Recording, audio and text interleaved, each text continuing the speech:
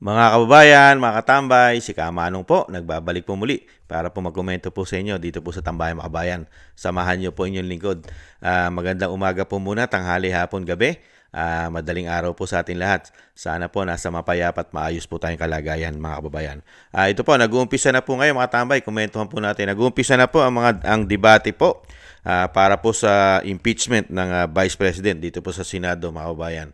At ito po, napakaganda pong panuorin ito pong debate po nila sa desisyon po ng Korte Suprema na ibasura na po ang impeachment ng Vice President dahil sa napakaraming paglabag sa konstitusyon. Pero dito po sa usapin po sa Senado, meron po mga senador na talagang hindi po matanggap ang desisyon ng Korte Suprema. Katulad po nung matatandang senador. Ito po, maganda po itong sinasabi ni Senator Marcoleta, mga kabayan. Isa pong abogado. Pakinggan po natin si Senator Marcoleta at syempre po yung mga lumalabag o ayaw nila sundin basta-basta ang desisyon ng Korte Suprema. Alamin po natin kung sino to senador na ito. At marami po ito, mga kabayan. And so the Supreme Court has already spoken. The last arbiter of law. It says the complaint is unconstitutional. It's void ab initio. It's violative of due process. The Senate never acquired jurisdiction over this. It is immediately executory. On that note, Mr. President, I respectfully move that the impeachment complaint be dismissed. I so move, Mr. President. Majority Floor Leader. Mr. President, before, Mr. President, we act on the motion of the distinguished gentleman from the great province of Tarlac and Rizal. Mr. President, the motion is not among the privileged motions listed under our Rule 32, Section 90 of our rules.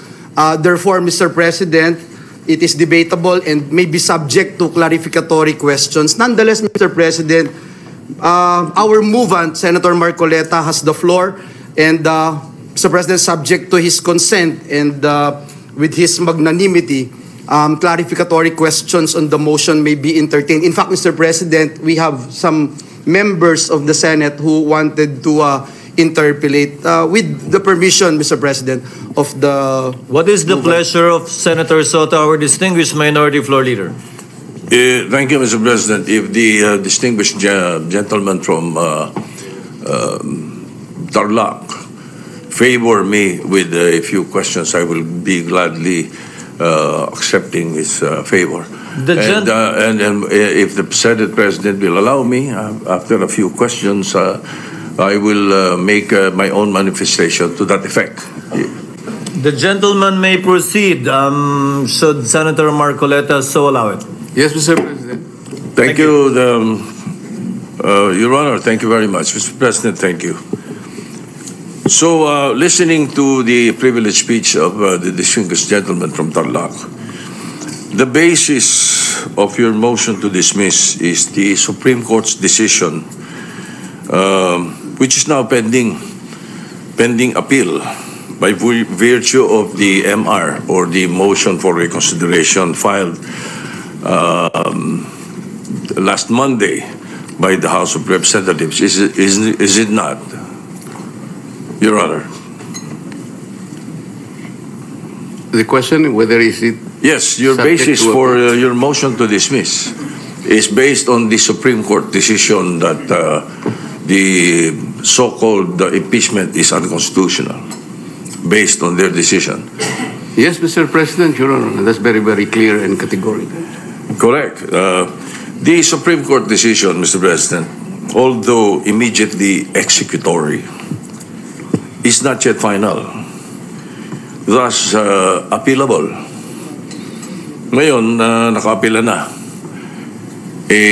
Marami nagtatanong kung naka-appeala na, ba't tayo nagmamadali? Na-dismiss ito sa atin.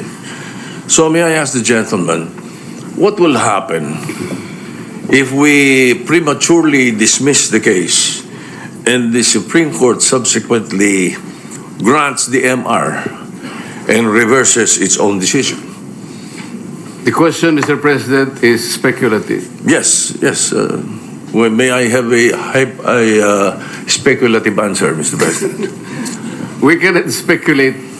We can only guess, second guess, because on the basis of our experience as a practicing lawyer, Mr. President, ito pong ganitong klaseng desisyon, talaga pong wala na pong kaduda-duda na kahit po mag-file pa tayo ng motion for reconsideration. We are hoping against hope. It is as if we are wishing for the moon. Palagay nyo po, palagay nyo lang po merong isa na nag-reverse. Hindi rin po ma-overturn eh. Kasi po ang kailangan po ninyo ay 8 ang mag-reverse. Sa inaakala po ba ninyo, meron kayong makukuhang 8 na pumirma doon sa unanimous decision na babaligtarin po nila yung kanyang sarili. Kaya, napakahirap pong mag-speculate, Mr. President. I will accept the answer of the gentleman, but I have done my research, Mr. President. And to remind everyone, the reversal of the Supreme Court's own decision is not impossible, even in landmark cases. In the case of Labogal, Bilaan Tribal Association Incorporated versus Victor Ramos, GR number 127882, December 1st, 2004, questioning the constitutionality of Republic Act 7942 or the mining law, the Philippine mining law. The Supreme Court granted the MR, reversing and setting aside its earlier ruling. And also, Mr. President, just a few days ago, the Supreme Court reversed its own ruling on the definition of a stockholder. This is the case of Lily Lopez versus Lolito Lopez with GR numbers 25497-957-58. So, may kasabihan po tayo, ang tumatakbo ng matulin, kung matinik ay malalim. Kaya dapat siguro pag-isipan muna natin kung tama ba na bago magdesisyon ang Supreme Court, basta ibasura na natin ang kaso na ito. Unang-una po, Mr. President, gusto kong malaman, yung po bang mga kasong sinabi nyo, unanimous decisions po ba lahat? I am not sure about that. But one thing I can say is that if there is a mistake, a unanimous decision could become a unanimous mistake. Wala pa pong nangyaring gano'n, Mr. President. At saka po tayo, pag nananakbo, ako po ay nakasapatos at saka sa kalsada kaya hindi po ako matitinik. Well, Mr. President, there's always a first time. Regardless of whether it's unanimous or not, unanimous decision does not bar an appeal or a reversal, Mr. President. That is one thing for sure. Now, secondly, where is the ball, Mr. President? Or meaning the impeachment case itself? Is it in the Senate or in the impeachment court? Didn't the impeachment court throw it back, remanded, returned to the House of Representatives? So what are we dismissing in the Senate kung wala sa atin ang kaso? Can we continue hearing the case and dismissing it without the impeachment case in our hands? Can we throw the ball out when the ball is not in our possession? Siguro naman dapat magkaroon tayo ng tinatawag nating sense of proper sequencing of moves. Nasaan po ba yung impeachment case? Mr. President, kanina po sa aking clarificatory statement, ang sabi ko nga po, yung ginawa pong initial proceedings noong 19th Congress Senate, yun po ay nangyari sa panahon po ng 19th Congress at lahat po yun ay naisantabi lahat sapagkat natapos nga po ang termino ng 19th Congress on June 30, 2024. Kaya po natin sinasabi, Mr. President, na dinidismiss na po natin ngayon sapagkat tayo po ang nasa lugar na sinasabihan ng Korte Suprema nung sabihin niyang ito ay immediately executory. Sino pong mag-i-execute nun? Hindi naman po i-execute yun ng House of Representatives. Maliwanag naman po na tayo lamang ang tinakdaan ng kataas-tahasang hukuman na gumawa ng paraan para isang tabi na po ang usaping ito sapagkat napagtibay nga nila na ito'y unconstitutional, void ab initio, at wala na po tayong jurisdiction para dito. Thank you, Mr. President. Nakita niyo po mga tambay, ang pagkakaiba po ng isang sumusunod sa batas at sumusunod sa Korte Suprema kisa po sa isa pong hindi abogado at isang artista, mga tambay, na talagang pinangangatwiranan niya po yung kanyang pananaw na hindi naman po siya abogado at talagang napakarami niya pong alibay at palusot para po hindi sundin ang Korte Suprema. At pati po ang mga paglabag. Dahil nakita po lahat ng Korte Suprema ang ginawa po ng Kongreso na hindi pagsunod sa konstitusyon. Napakarami nga pong paglabag. Hindi po ba? Ito po, ipapakita rin po kasi ayaw pong tanggapin ng mga matatalinong senador ang ginawang kapalpakan at paglabag sa napakaraming paglabag sa konstitusyon, lalong-lalo po sa rules of impeachment ng Kongreso. At sinasabi rin pong pinaliliwanag at sinasabi ni Senator Marcoleta na nagdesisyon ng Korte Suprema, hindi po mga bobo tanga ang ating Korte Suprema, ang ating mga justices. Hindi po ba? Hindi po mga bobo yan at tanga. At tiningnan po nila lahat ang dokumento, proseso na ginawa. Hindi po ba napakaraming paglabag? Ito po, pinaliwanag nga rin po. Kaya lang po, ayaw tanggapin ng mga senador ang ginawa, ang kapalpakan ng Kongreso. Bakit kaya? Dahil po ba sa mga pangsariling interes politikal? O sa napakalaki kayang suhol umano sa impeachment na po pwedeng tanggapin ng mga taong ito umano? Dahil ginagastusan po ito ngayon, ang pagpapabagsak umano sa Vice President ay ginagastusan daw ng trilyon. May katotohanan po ba yon?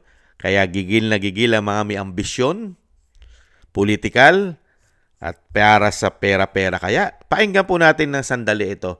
Yung sinasabi ni Senator Marcoleta na napakaraming paglabag na ginawa po ng Kongreso. Pakinggan po natin. Set up ko lang po mga kabayan. Grabe po ang ginawa rito. Pwede po? Ito pa, tingnan natin.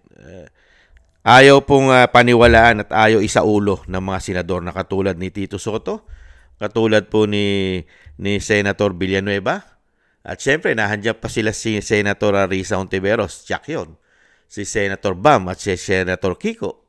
Di po ba? Pakinggan po natin ito. Nating makita yung slide, ano yung sinasabi po ng Constitution?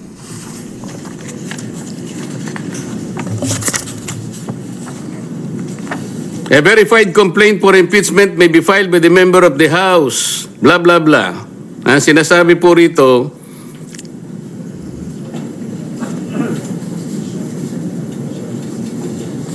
iba yun.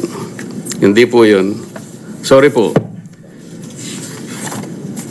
Nakalagay po, in-include sa 10th session day. Yun po yung section number 36. Hindi po totoo yun. Ilang violations na po? Kanina po, in-archive po yung tatlong violations. Hindi po ni-refer sa Committee on Justice. Pangatlong violation. 6 na po. Ngayon sinasabi po, in-include po sa order of business. Hindi rin po. 3 violations na naman. 9 na po. At sabi po nila, yung session 36 is the 10th session. Hindi po. Bilangin po natin yung December 2. That was the date when the first complaint was filed, endorsed, and received by the Office of the Secretary General. December 2 is session number 26. Mr. President, bilangin po ninyo yung session number 26 up to session 36 na sinasabi ng Solicitor General.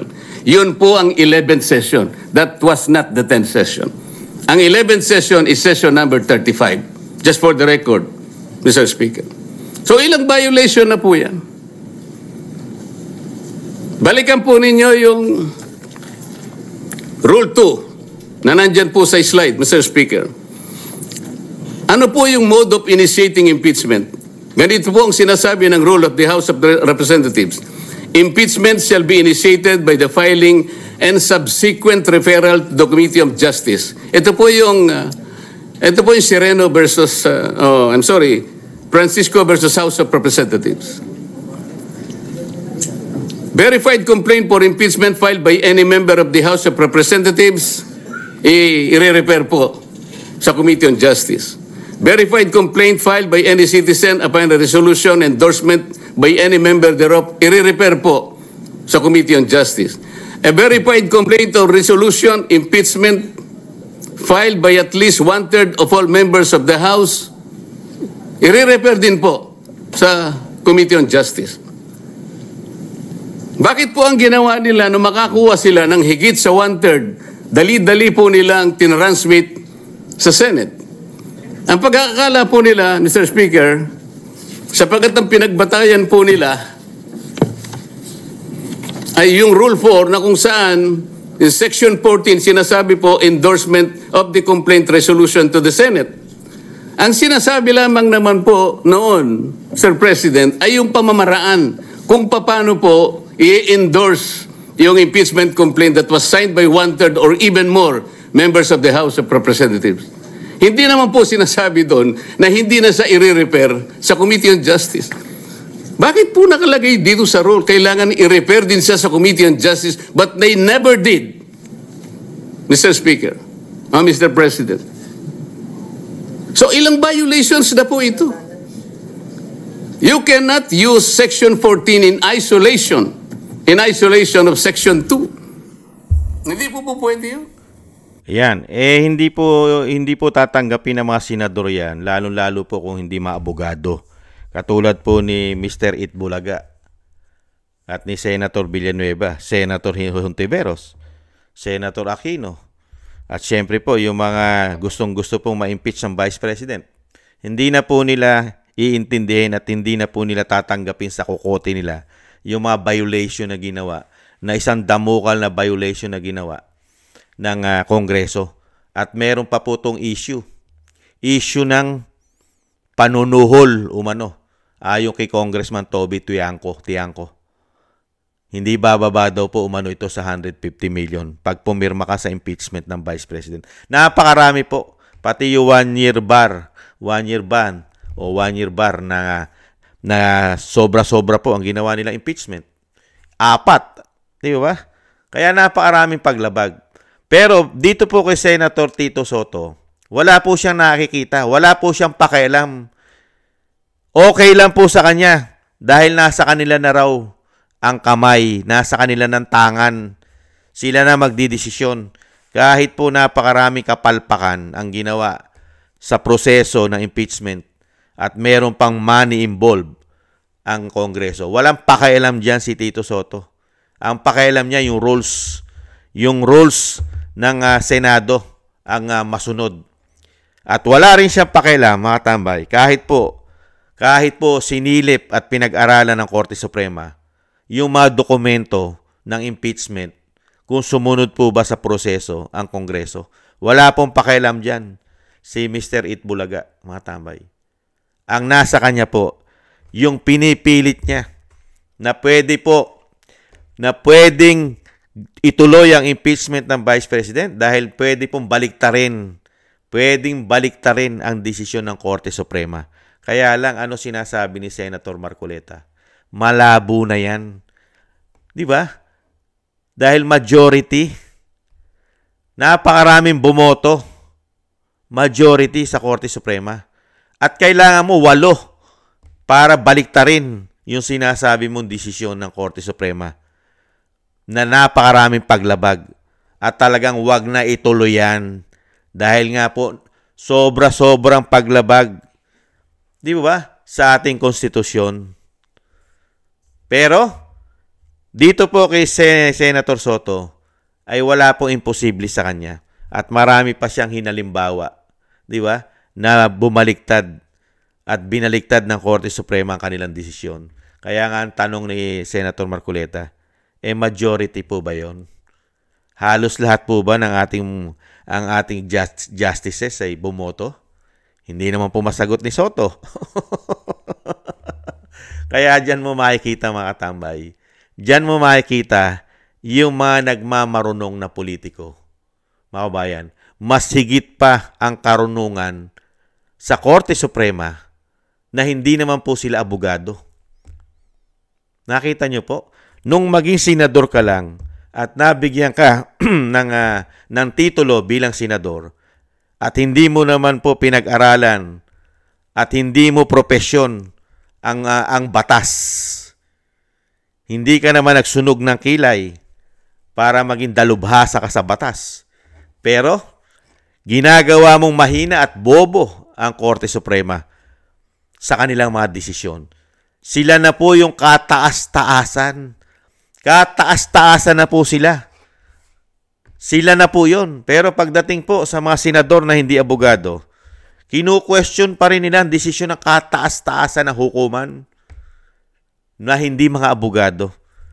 Nakita nyo po mga kabayan? Dahil lang po sa politika. Kahit po yung ginawa ng Kongreso ay pamumulitika.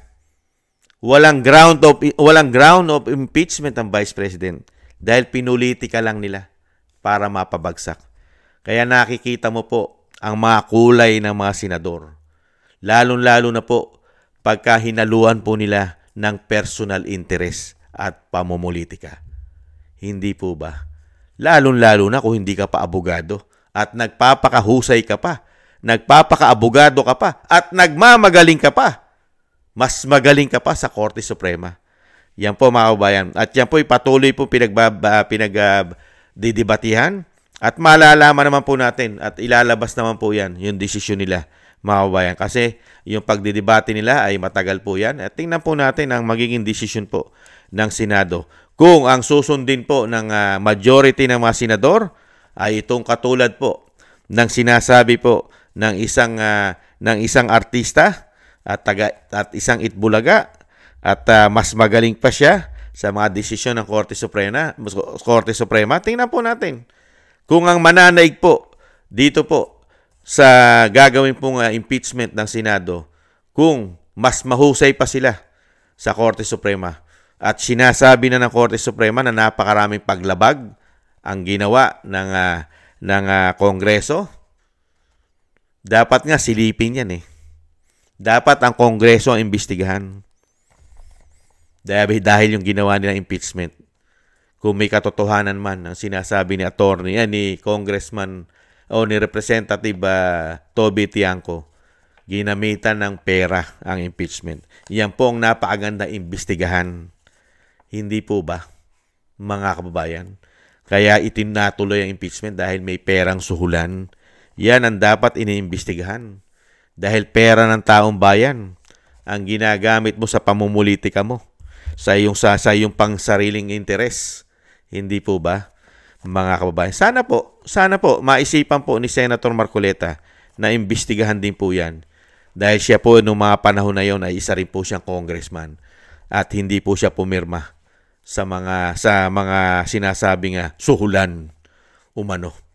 Mga kababayan, yan po mga tambay. Yan po, napakinggan po natin ang nagmamagaling po ng mga senador, lalong-lalo po na hindi yata naintindihan at hindi yata sila sumusunod sa kataas-taasang Korte Suprema. Ang sinusunod po nila, yung kanilang pagiging senador. Wala na po sila sinusunod na batas, mga kababayan. Kaya kung ganito po ang magiging mga senador ng ating bansa, puro ganitong klaseng senador, talagang magiging banana republic po ang ating bansa. Wala na pong susundin na batas. Puro kokote na lang po nila. Kokote.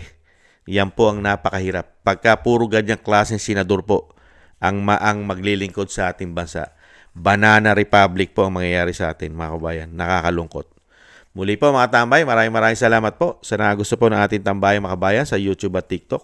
At ganoon din po sa mga subscribers po natin. Maraming salamat po sa inyo lahat. At sa ating po mga nagbibigay po ng tulong at biyaya, maraming salamat din po sa inyo. At sa mga nagko-comment, like, share, and subscribe, maraming salamat po. Ingatan po kayo, lalo po sa inyong mga paggawa. At bago po tayo magtapos, sana po isama po natin sa ating madasal at panalangin ang kaligtasan po ng pamilya Duterte. Ang Vice President, lalo na po siyempre ang ating dating Pangulong Duterte na talagang sobra-sobra nilang pinulitika. Talagang grabe po ang ginawa na pamumulitika. Napakarami pong paglabag sa proseso ng batas. Walang due process na nakuha. Sana po makakuha po ng katarungan ang dating Pangulong Duterte at madugtungan pa po ang kanyang buhay at kalakasan at mailayo po sa kapahamakan at makabalik po sa lalong mabilis sa ating bansa. Maraming salamat po sa mga dasal at panalangin mga kababayan. Sa muli po, tayo rin po ingat-ingat mga kababayan at magdasal para po tayo maingatan. Sa muli po, paalam. Bye-bye.